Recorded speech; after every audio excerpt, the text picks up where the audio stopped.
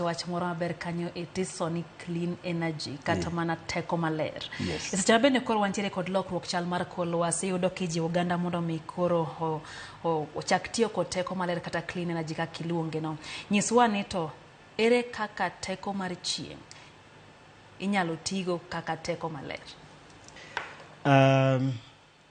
King'iyo teko mar chieng' en obiro koa malo. To nitie gima waluongo ni solar panels.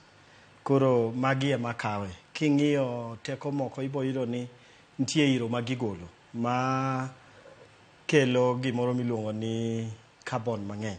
Koro iro ka kitiyo gi teko mar chieng' ni to oduoko carbon footprint piny.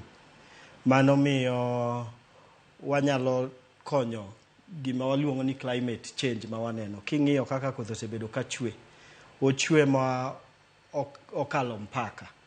To ka chieng' rieny to rieny mokalo mpaka. King'iyo gima timre kata e Kenya wasani gi piny ngima, ibo neno ka ji ok nyal kata manage agriculture kaka ne gi manage.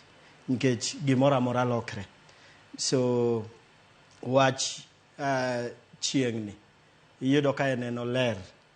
Onge gik moko ma podi chandri godo ka nyangile ka generators matiyo gi diesel, ineno iro mawuok go. Mar ariyo iyudo ka nitie gima iluongo ni sustainability. So king'iyo moko gi iyudo ka nitie kata lweny moro mane waneno cha. Iyudo ka nitiyo gi diesel kata petrol to koro nengo ne dhi malo.